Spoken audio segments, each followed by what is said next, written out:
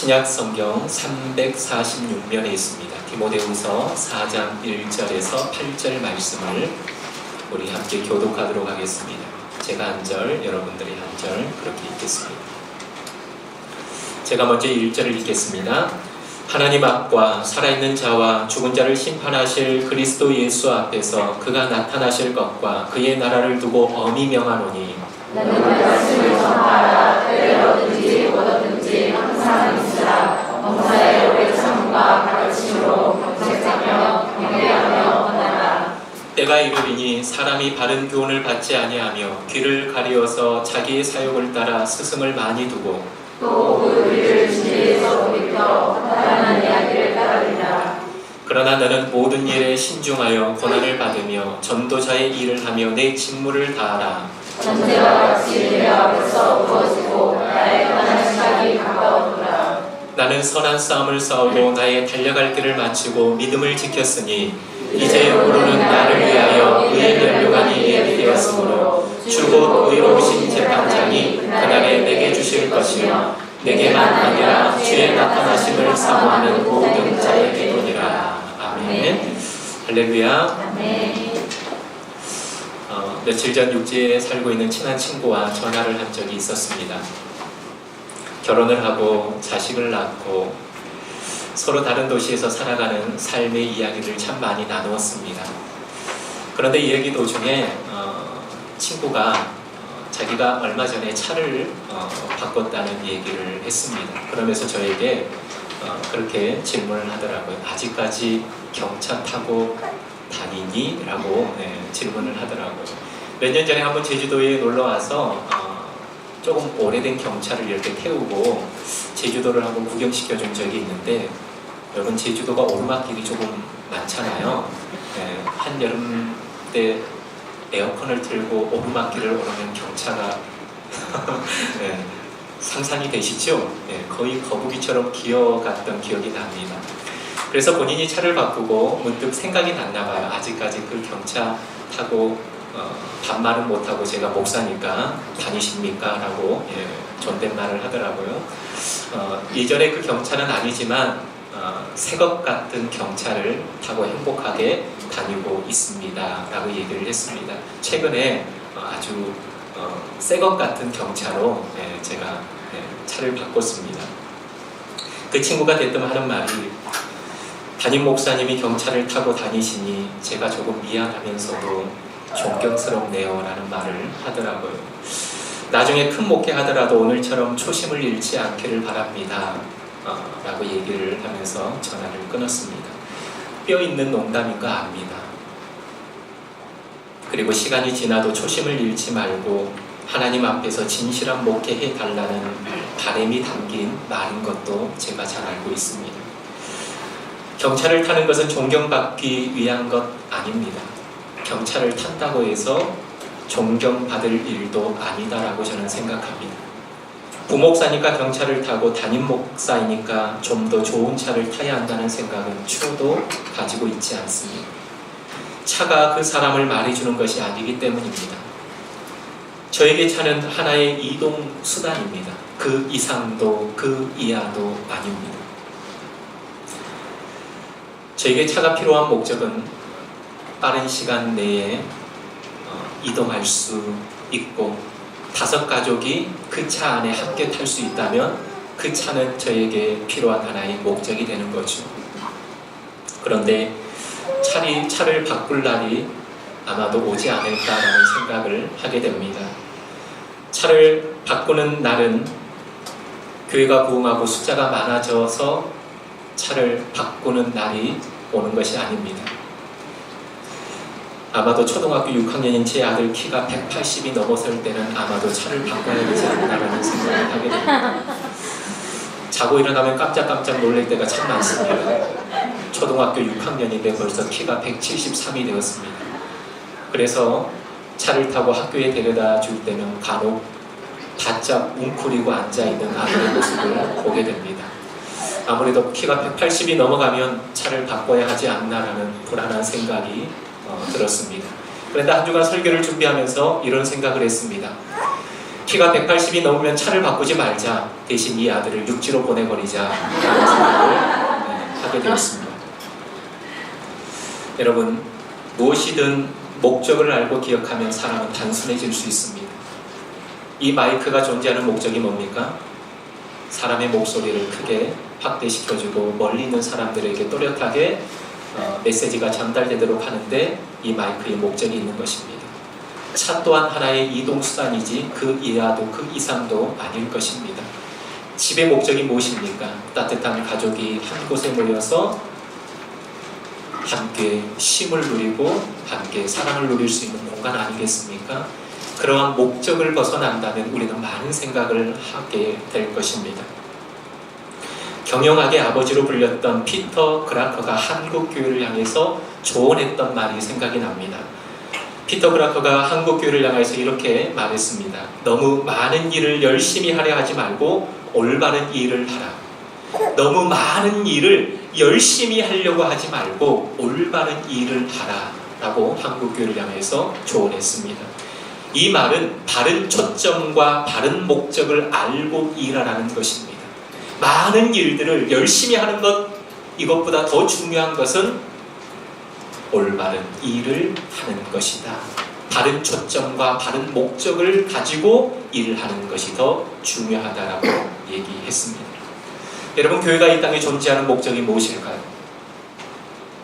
교회는 교회를 위해서 존재하지 않습니다. 교회는 이 세상을 위해 존재하는 것을 믿으시기 바랍니다. 요한복음 20장 21절에 예수님께서 제자들에게 이렇게 말씀하셨습니다. 아버지께서 나를 세상에 보낸 것 같이 나도 너희를 세상에 보내겠다. 하나님께서 나를 목적을 가지고 이 땅에 보낸 것처럼 나도 목적을 가지고 너희를 세상에 보내겠다라는 겁니다. 교회가 이 땅에 존재하는 목적은 세상을 구원하기 위해 이 땅에 존재함을 믿으시기 바랍니다. 그렇습니다. 교회의 사명은 바로 복음 전파입니다. 이 사명 하나를 가지고 일생을 아주 심플하게 살았던 한 사람이 오늘 본문에 등장합니다. 그 사람이 바로 사도 바울입니다. 학자들은 사도 바울이 30대 초반에 다메섹이라고 하는 한 도상에서 예수 그리스도를 만났다라고 얘기를 합니다.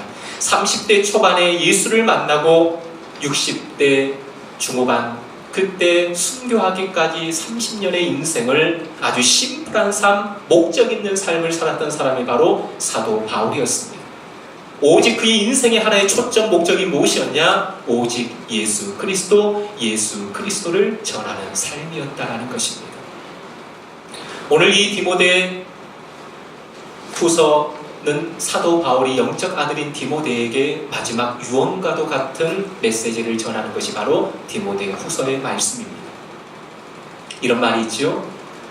유언은 세상에서 가장 아름다운 진실이다. 일생의 마지막 불꽃을 태울 때 그의 입에서 나오는 그 말 한마디는 그의 삶을 살아온 인생 중에 가장 진실한 말 한마디가 될 것이다 라고 사람들은 얘기합니다. 그렇습니다. 알렉산더도 30대 초반에 생애를 마감하면서 이렇게 유언합니다. 내가 죽거든 관 양쪽에 구멍을 뚫어라. 그리고 내 손과 발을 다 보이도록 내놓으라. 무슨 의미입니까? 천하를 호령했던 인생도 죽음 앞에서는 아무것도 가지고 갈 수 없다라는 것을 세상 사람들에게 남기고 싶은 그의 마음이 아니었을까요? 유언은 그의 인생의 가장 진실한 고백이 될 것입니다. 오늘 사도 바울이 인생의 마지막 불꽃을 태우면서 영적인 아들 디모데에게, 아니 오늘 이 시대에 살아가는 우리에게 던져주는 메시지가 무엇입니까?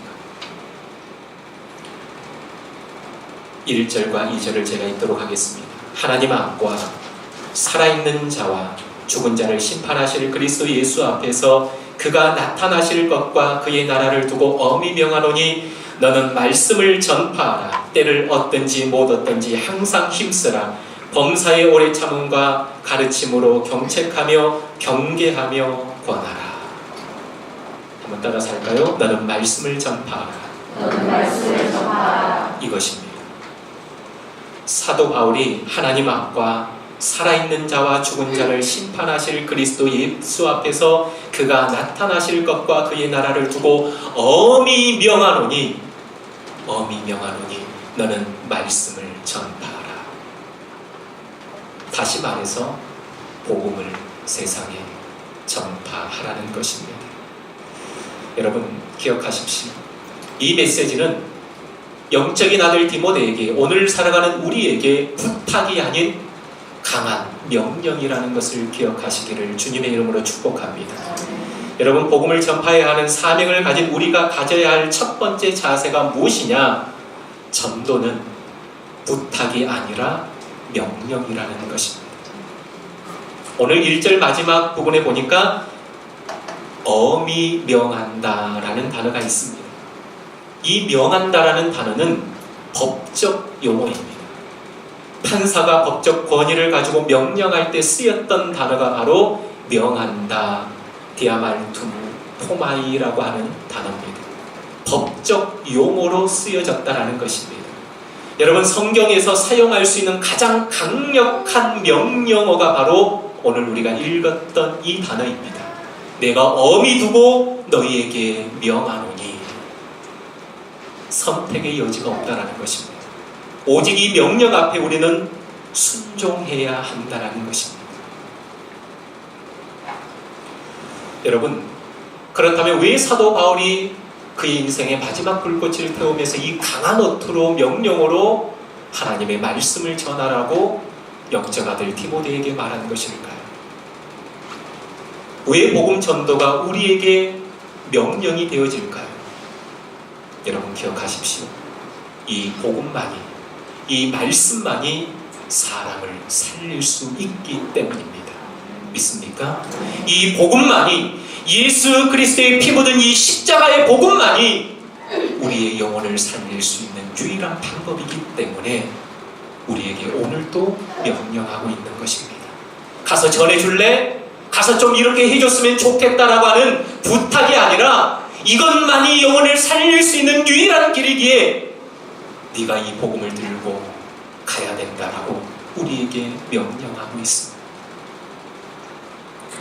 여러분, 복음은 물에 빠진 사람을 살릴 수 있는 인공호흡과도 같은 것입니다. 물에 빠진 사람을 건져내 놓고 그 사람에게 이렇게 얘기하겠습니까? 인공호흡 좀 해도 되겠습니까? 당신을 살려도 되겠습니까? 라고 얘기하겠습니까? 아닙니다. 살려내야 하는 겁니다. 숨을 쉬지 않고 있다면 그의 호흡을 풀어넣어서 생명을 살려내야 된다는 것입니다. 오직 예수 그리스도의 피 묻은 십자가의 복음만이 우리의 영혼을 살릴 줄 믿습니다. 브루클린 성막교회를 담임하고 있는 짐 신발라 목사님이 계십니다. 엊그제 교육자 선교회 때 했던 설교 중에 한 토막의 예화인데, 이 신발라 목사님이 주일 사역을 마치고 육신이 너무 피곤한 가운데 사무실 문을 열고 들어왔습니다. 그리고 조금 쉬려고 앉았는데 자기가 들어오자마자 불과 몇 초 후에 그 문을 열고 들어오는 한 사람이 또 있었습니다. 바로 거린이었습니다. 들어오자마자 악취가 심하게 풍겼습니다. 순간 이 목사님이 짜증이 났습니다. 주일 사역을 다 마치고 잠깐 쉬려고 들어왔는데 그 거린이 들어와서 그 사무실 안에 악취를 풍기고 있는 모습을 보면서 순간 짜증이 올라왔습니다. 그러면서 이런 마음이 들었습니다. 아니, 직원들은 뭐하나? 저 사람이 여기까지 들어오도록 누구 한 사람 막지 못하는 직원들은 지금 어디서 뭘 하나? 원망의 마음이 생겼습니다. 그래서 호주머니에서 지갑을 꺼내서 $10 정도를 주고 보내려고 뒷주머니에 있는 지갑을 서서히 꺼내려고 하는 그 순간 저쪽에 서 있던 거린이 그 목사님에게 이렇게 얘기합니다. 목사님, 저는 이곳에 돈이 필요해서 온 것이 아닙니다. 저는 예수 그리스도가 필요해서 왔습니다. 제가 목사님을 찾아온 이유는 돈이 필요해서 목사님을 찾아온 것이 아닙니다. 저에게는 예수 그리스도가 필요합니다.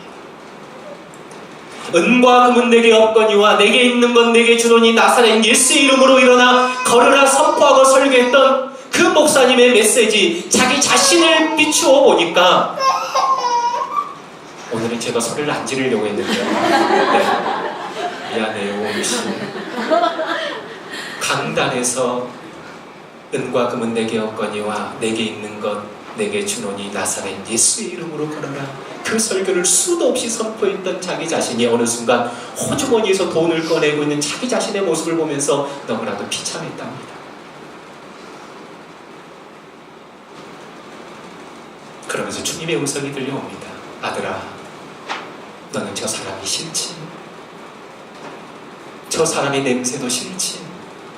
나는 저 사람이 좋단다. 저 사람의 냄새까지도 나는 좋단다.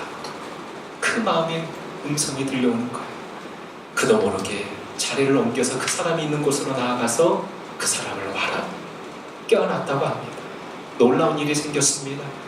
그 멀리 떨어져 있었으면서도 악취가 코를 찔렀는데 가까이서 그를 안는 순간 냄새가 나지 않았다고 해요. 그의 이름은 데이빗이라고 하는 사람입니다. 그를 끌어안고 그를 또한 앉혀서 예수 그리스도의 피 묻은 십자가의 복음을 그 사람에게 전해 주었습니다. 그리고 그를 저녁에 집에 데리고 가서 깨끗이 씻기고 1년 동안 교회의 주차 봉사 요원을 지키면서 그를 하나님의 말씀으로 계속해서 양육을 시켰다고 합니다. 1년 후에 그 데이빗이라고 하는 사람을 강단에 세워서 간증을 시켰어요. 그의 간증이 말씀을 선포하는 그의 모습이 예사롭지 않음을 보고 이 사람에게 말씀의 은사가 있구나. 그 목사님이 아시고 이 데이빗을 신학교에 보냅니다. 그리고 신학의 모든 정규 과정을 다 마치고 안수를 받고 뉴저지에 있는 한 교회의 담임 목사님으로 파송하게 됩니다.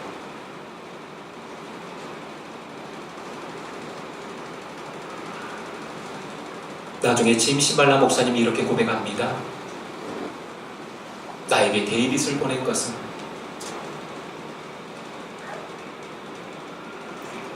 그를 세우기 위한 뿐만이 아니라 내 인생 또한 세우기 위하여서 하나님께서 이 사람을 나에게 보냈다라고 말합니다. 여러분, 사람은 돈으로 만족하는 인생이 아닙니다. 먹고 마심으로 인해서 우리의 영혼이 충족되어지는 인생이 아닙니다. 나는 돈이 필요해서 목사님에게 온 것이 아닙니다. 나는 예수 그리스도의 복음이 필요한 사람입니다.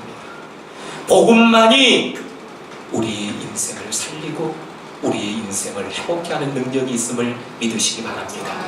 그렇기 때문에 이 복음을 들고 나아가는 우리에게 성경은 부탁하고 있지 않습니다. 강한 명령으로 가서 전하라는 것입니다.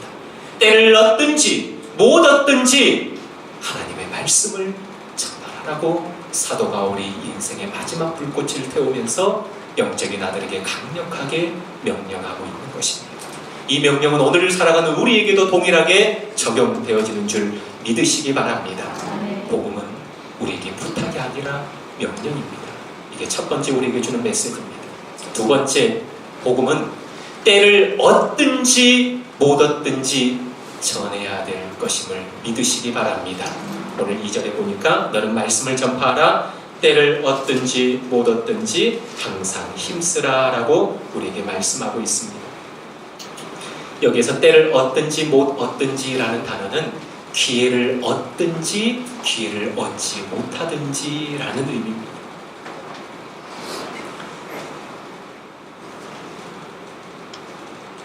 한때 한국교회에 전도 폭발이 유행한 적이 있습니다. 전도 훈련 폭발을 통해서 많은 교회가 부흥을 경험했던 적이 있습니다.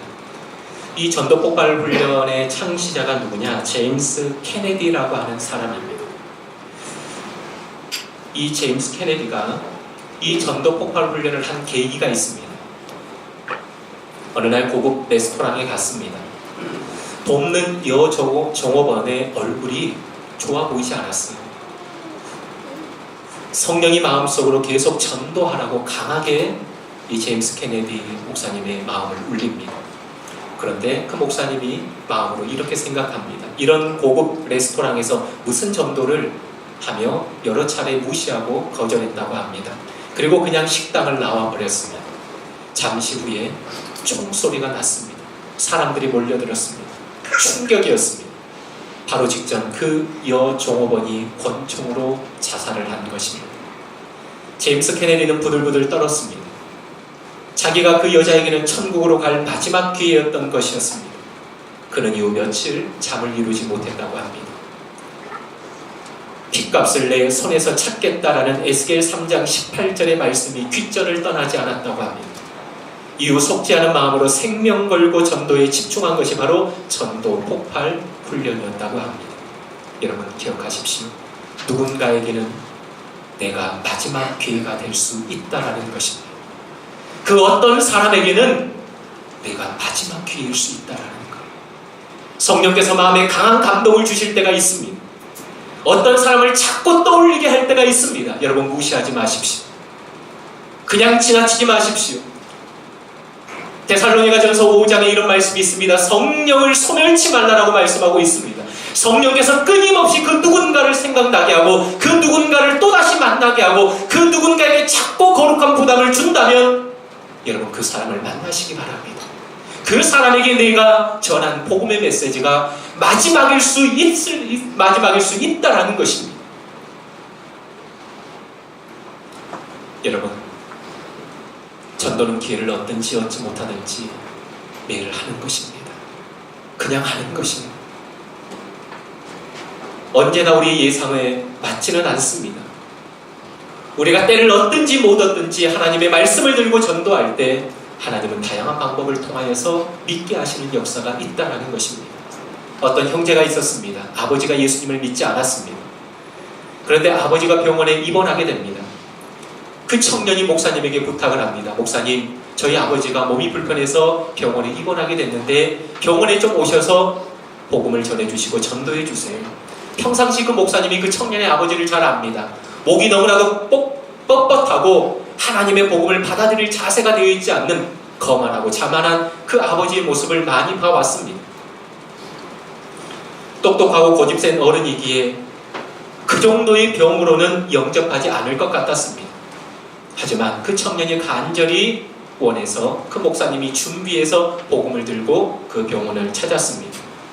논리에 허점 없도록 미리 준비해서 20-30분가량 복음을 열심히 전했습니다. 그런데 물론 그 아버지가 영접하지 않았습니다. 그 목사님이 병원 문을 열고 나오면서 거 봐라 라는 마음이 들었어요. 거 봐라. 그리고 몇 주 후에 그 목사님이 담임하는 교회에 한 사람이 찾아왔습니다. 새신자가 등록하게 된 것이죠. 목사님이 그분에게 물었습니다. 어떻게 교회에 오게 되었습니까? 그분의 고백이 충격이었습니다. 몇 주 전에 목사님께서 병원에 오셔서 말씀을 전하실 때 저는 그 옆 침대에 누워있던 환자였습니다.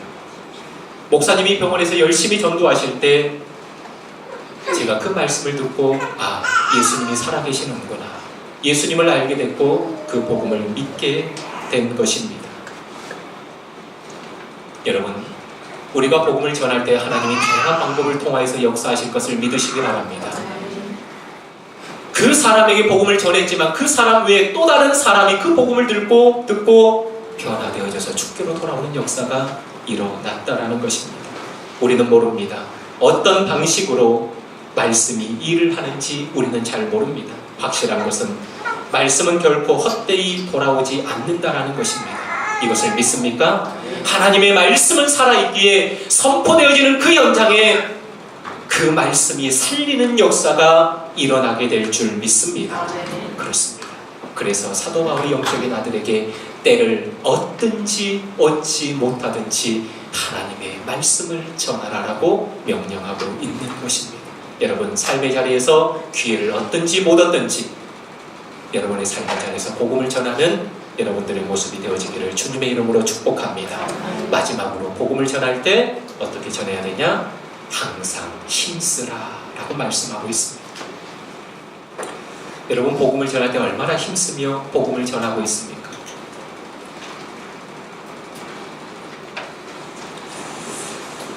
한 교회의 여전도의 모습을 보면서 참 은혜와 도전을 받았습니다. 어떤 교회의 여전도에 전도 전략 10가지가 있다고 합니다. 잘 들어보시겠습니까? 전도 전략 10가지인데 남편 무너뜨리기 10주 전략입니다.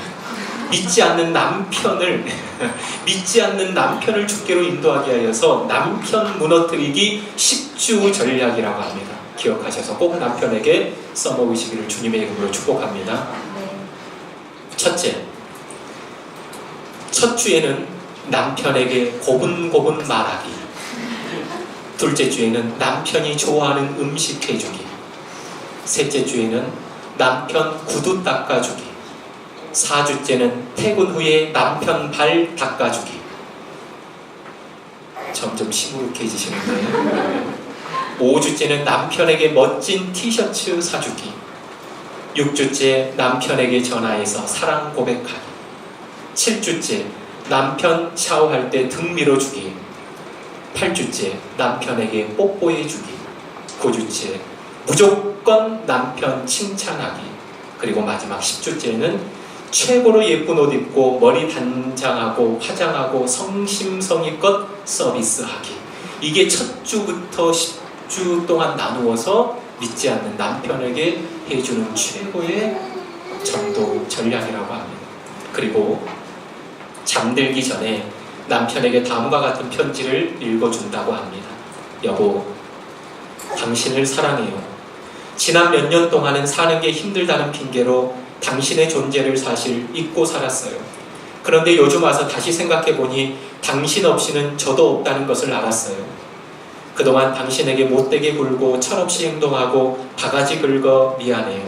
그렇잖아도 힘들고 피곤한 당신에게 위로를 못해줄 망정 나에게 더 잘해주지 않는다고 투정 부린 것도 미안해요. 그래서 앞으로 잘하기로 했어요. 당신과 시부모님과 우리 아이들에게 더 잘할게요. 당신 건강해야 돼요. 당신이 쓰러지면 난 한 발자국도 걸을 수 없으니까요. 당신은 나의 모든 것이에요. 여보, 사랑해요. 파이팅! 이 정도 되면 남편분들이 어떻게 할까요?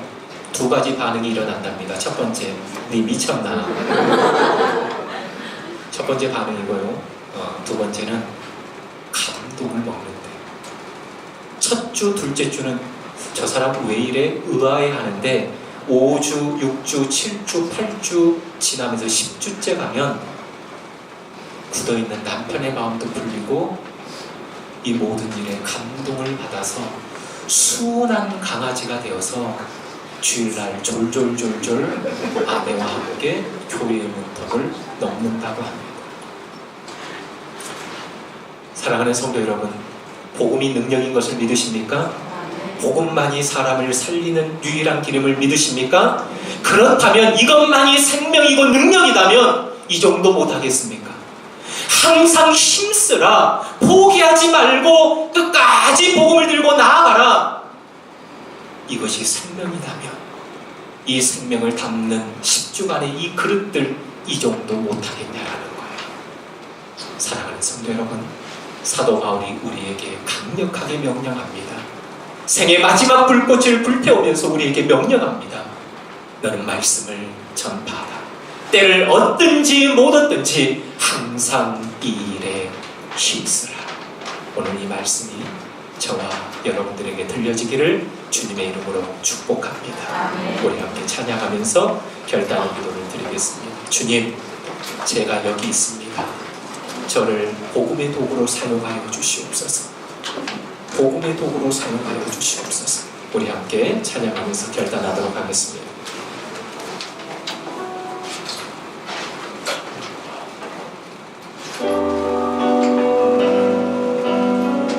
주님, 내가 여기 있습니다. 주님, 내가 여기 있사오니 나를 보내소서. 나의 맘 나의 몸 주께 드리오니 주 받으옵소서. 주님, 내가 여기 나를 복음의 도구로 써주시옵소서. 나를 써주소서. 가진 것 모두 다 가진 것 모두 다 주께 드리오니 주 받으옵소서. 아멘. 할렐루야 할렐루야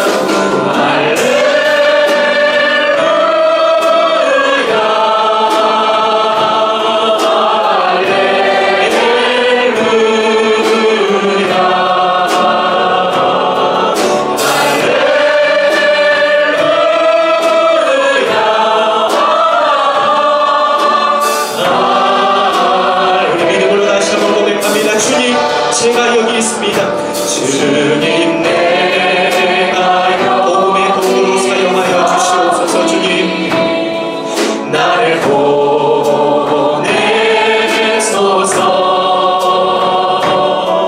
나의 맘 나의 몸 주께 드리오니 주 받으옵소서. 주님 내가 여기 사오니 나를 서주소서.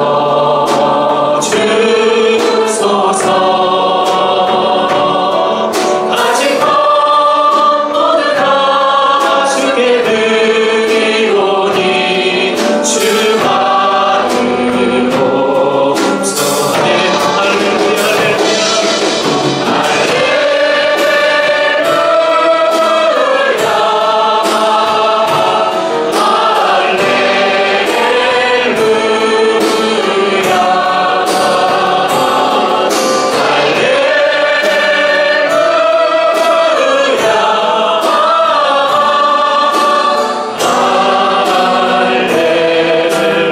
나를 받으옵소서.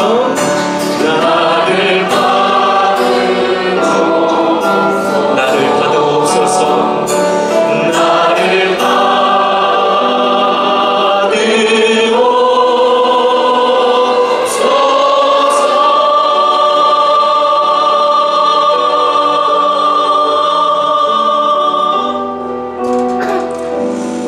우리 함께 결단의 기도를 드리겠습니다. 생의 마지막 불꽃을 태우면서 사도 바울이 선포했던 한마디가 무엇입니까? 너는 말씀을 전파하라. 때를 얻든지 못 얻든지 항상 힘쓰라. 유언과도 같은 이 선포가 오늘 우리의 심령에 울려지기를 소원합니다. 하나님, 교회가 존재하는 목적이 무엇입니까? 교회는 교회를 위해서 존재하는 것이 아니라 교회는 세상을 구원하게 하여서 구원의 방주로 이 땅에 세우심을 믿습니다. 복음을 전하지 않는 교회가 이 땅에 존재해야 할 이유와 목적이 무엇이 있겠습니까? 하나님, 이제 우리 꿈이 있는 교회의 성도님들 나 자신부터가 복음을 들고 세상 가운데 나아가는 인생이 되게 하여 주시옵소서.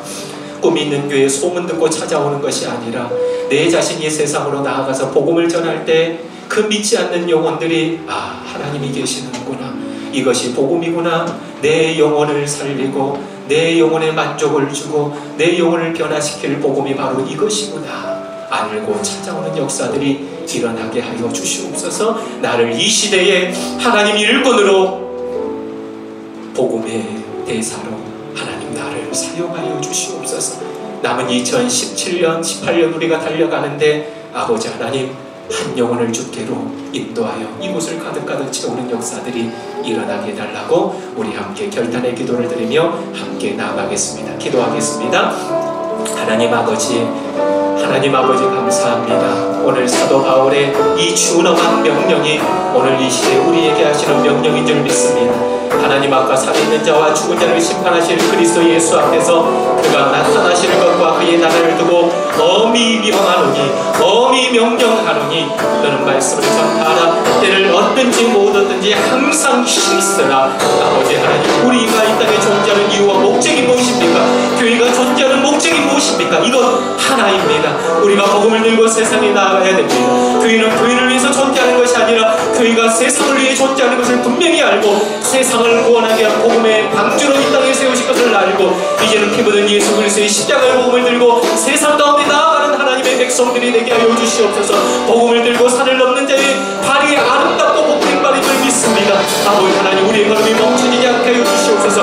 우리 입술이 침묵하지 않게 하여 주시옵소서. 이제는 아버지 사도 바울의 준엄한 이 명령을 우리의 가슴에 새기고 하나님의 말씀을 들고 강을 건너 산을 넘는 복된 걸음이 되게 하여 주시옵소서. 아버지 하나님 꿈이 있는 교회를 세우신 목적이 여기 있는 줄 믿습니다. 아버지, 믿지 않는 세상 사람들을 구원하기 위해 교회가 존재하는 줄 믿사오니 이 뜨거운 열정을 가지고 나아가는 주의 백성들 되게 하여 주시옵소서. 단순히 꿈 있는 교회에 소문 듣고 찾아오는 것이 아니라 이제는 우리가 힘써 이 복음을 들고 나아갈 때 나도 살고 나도 살리는 역사가 일어나게 될 줄 믿습니다. 아버지 하나님, 우리 꿈 있는 교회가 전도하는 교회가 되게 하시고 복음을 들고 나아가는 복된 교회가 되게 하여 주시옵소서. 결단하게 하시고 주위에 있는 먼저 내 가정 내 친척부터 전도하게 하시고 내 주위에 있는 친한 사람들부터 이 복음을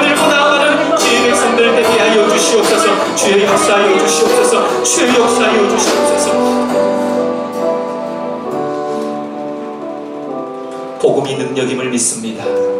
복음만이 우리를 살리고 복음만이 능히 우리를 회복시킬 능력이 있음을 믿습니다. 그렇게 우리에게 부탁하는 것이 아니라 강한 명령으로 너희는 가서 복음을 전하라라고 성경이 말씀하고 있습니다. 때와 기한은 아버지 권한에 있고 우리가 해야 될 것은 오직 성령 받고 사마리아와 땅끝까지 이르러 복음을 전하는 것임을 믿습니다. 엉뚱한 데에 관심을 갖는 것이 아니라 오직 본질에 충실하게 하시고 복음을 들고 저 세상 가운데 나아가 그리스도의 증인이 되는 우리 모두가 되게 하여 주시옵소서. 아버지 하나님, 때를 얻든지 못 얻든지, 기회가 있든지 기회가 없든지 항상 주의 복음을 전하는 데 힘쓰는 주의 백성들 다 되게 하여 주시옵소서. 그럴 때 내 영혼도 살고 남도 살릴 줄 믿습니다. 복음으로 무장한 주의 백성들 되어 세상으로 나아가게 하여 주시옵소서. 감사하며 예수님의 이름으로 기도하옵나이다.